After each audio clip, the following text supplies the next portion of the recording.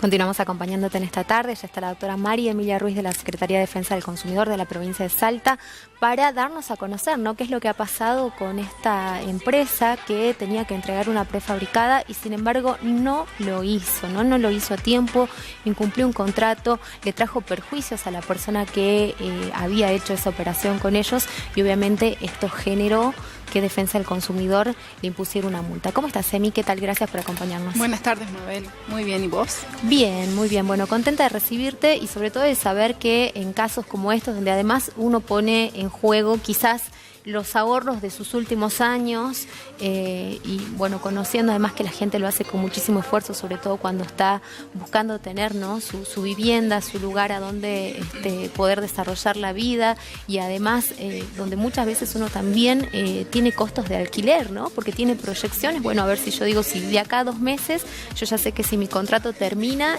no voy a tener que seguir sosteniéndolo, no voy a tener que renovar, no voy a tener que ir a renegociar con el dueño para que me espere un poquito más.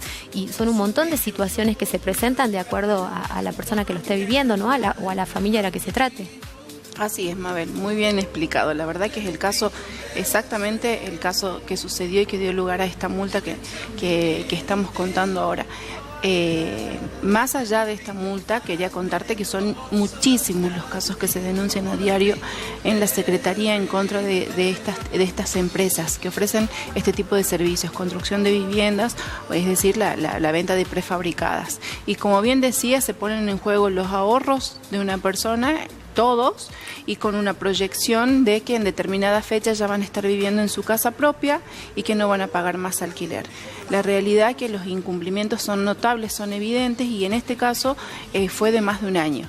Ah, fue muchísimo. Sí, claro, no estamos hablando de días ni de semanas, estamos hablando de años, y no solamente en este caso, sino en una infinidad de casos y que ya están en etapa ya de sumario administrativo. ¿Cuánto era el tiempo previsto que se le había dado como información o que figuraba dentro del contrato? Porque acá recordemos que todo vale la publicidad, vale todo lo que uno se le explica al momento de contratar. Por eso es importante también que esos papeles, si uno los puede guarde, reservar, y si además esto puede tener un sello, una firma, alguna acreditación eficiente, ¿no?, de quién ha sido el que ha hecho la propuesta también. Así es. En este caso el plazo previsto era de 1 mes y medio, ¿sí? Es decir, se incumplió el plazo con creces. Imagínate que más de un año y la señora había pagado más de 150.000 pesos. Claro. Es decir, hay que ver en estos casos porque el plazo comienza a correr desde que dan el anticipo y siempre pactan los precios a pagar en una cuota, en 2 cuotas o en 3 cuotas, y siempre queda un saldo que se va a pagar al momento de la finalización de la obra. En estos casos, ¿qué es lo que ellos plantean como defensa? Que quedó ese saldo pendiente, pero la realidad es que no, ese saldo pendiente debía abonarse, y es lo que pasó en este caso, al momento de la entrega, no antes. Claro. Ellos digamos, alegaban que justamente no se había terminado porque quedaba este saldo deudor, cuando el contrato expresamente preveía de que el saldo deudor de 30.000 pesos se iba a abonar al momento de finalizarse la obra. También alegaron como defensa que había sido necesario construir un pozo con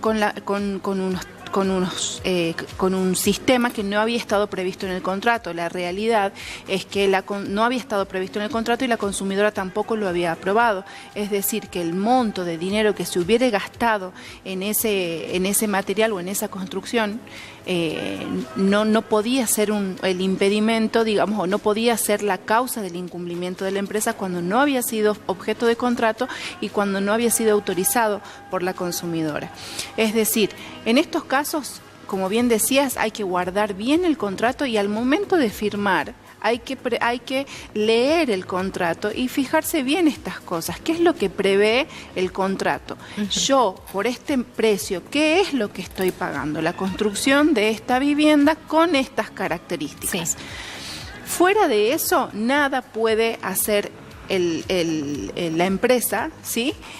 O si lo hiciere, no puede alegarlo como un causal de incumplimiento. ¿Qué cosas son importantes? Porque, a ver, cuando vos ves una publicidad, muchas veces nos pasa, ¿no?, que en la publicidad obviamente la vivienda aparece pintada, tiene las ventanas puestas, las aberturas, como se suele llamar en estos casos, las puertas y demás. Todo eso tiene que estar registrado para que efectivamente al momento que vos reclames, digamos, más allá de que la imagen te lo venda así, ¿esto tiene que estar detallado en el contrato? Lo mejor es que esté detallado, pero aún que no estuviera detallado con un grado... Porque a veces, exacto, con un grado de precisión, inclusive esa falta de precisión no puede servir para que la empresa, no puede servir a la empresa para ampararse en un presunto incumplimiento si, por ejemplo, la vivienda tiene filtraciones. Es decir, partamos de que lo que se está contratando es una vivienda que esté en condiciones de habitabilidad. Claro. Es decir, el incumplimiento o la falta de precisión no puede servir para justificar una rotura, una filtración, problemas de humedad, ¿sí?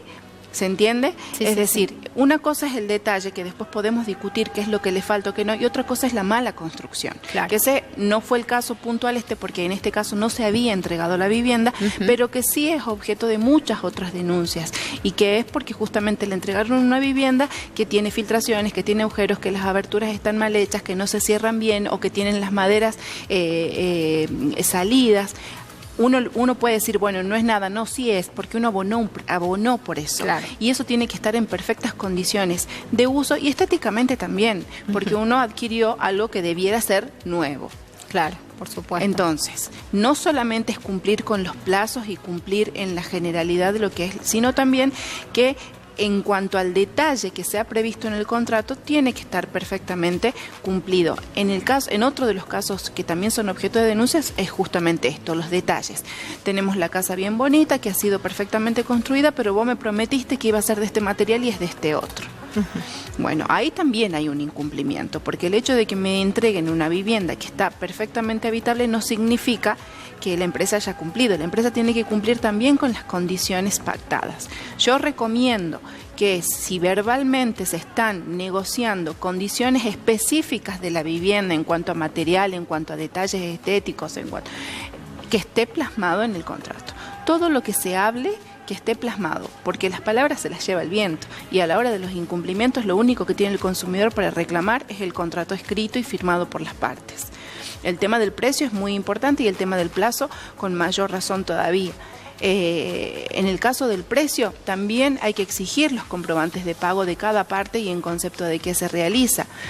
Hay situaciones en las que se pacta un precio y el adelanto para el comienzo de obra se estipula específicamente en el contrato. Es decir, necesito este monto de dinero para comenzar a trabajar. Perfecto, que el recibo diga eso o que el contrato diga eso, para evitar justamente situaciones en las que después el proveedor manifieste esto, que bueno, que no, que con esa plata no se puede empezar o que sí, ¿sí? Son situaciones que aparte, y como bien decías, tienen una connotación muy especial porque está el tema de la vivienda y con lo que implica una vivienda para todos, la expectativa, y no es algo descartable, no debiera ser algo descartable. Es decir, no es que uno va a pagar para recibir algo que está a medias para después volver a pagar para arreglarlo, o va a tener que esperar cuánto tiempo para que procedan a la reparación. Bueno, también es importante que en casos como este tengan en cuenta si los servicios vienen incluidos o no, ¿no? ¿Qué es lo que también va a pasar con esta situación? Porque en general algunos sí los prevén y hay otros que no, entonces es mejor interiorizarse. Por eso hay que salir más que nada, de todas las dudas. Claro, son situaciones diferentes cuando vos compras terreno y vivienda, cuando compras solamente la vivienda. En este caso compraron la prefabricada y el terreno ya lo tenían. En los casos como los que vos planteas, sí, hay que ver qué servicios tienen los servicios de agua potable, si tiene servicios de luz, si tiene servicios de gas. Sí, es importante para evitar las sorpresas y que son de público conocimiento y que inclusive a la Secretaría han llegado denuncias. Después resulta que los planos no estaban aprobados, que están en trámite, que no pueden trabajar porque no tienen luz, entonces no pueden trabajar en la construcción justamente porque se necesita la energía para algunos trabajos y tienen parada la construcción. Y bueno, volvemos a lo mismo. Se retrasa una expectativa que es de suma importancia como es la vivienda y generando mayores perjuicios, no solamente porque no tienen lo que adquirieron, sino porque siguen generando un gasto que quizás en su economía ya tenían previsto que no lo tendrían, como es el alquiler. Y es el caso como el que pasó, como el que ocasionó que se sancione, que fue una señora que justamente tuvo que pagar muchos meses más de alquiler y terminar viviendo con una hermana, justamente porque habiendo abonado la cantidad que abonó para esta vivienda y que no se cumplió, al final tampoco podía seguir pagando el alquiler. Claro. Bueno, la verdad que interesante, en este caso la multa fue de 50.000 pesos. En este caso fue de 50.000, pero bueno, son muchos los sumarios que están en trámite, también son muchas las denuncias que se reciben a diario, así que seguramente si no se reciben soluciones en este sentido para la gente, esto irá en incremento, ojalá que no. Bueno, para que la gente lo tenga en cuenta también y sea previsora, ¿no?, de que estas situaciones pueden ocurrir, lamentamos que pasen, porque nadie le devuelve a esta señora el año que terminó pagando de alquiler y todo lo que habrá sufrido, ¿no?, porque también me imagino que hay todo un perjuicio a nivel emocional. Así es. Y todo lo Tiene que, otra lo que esto connotación. también trae. Sí, sí.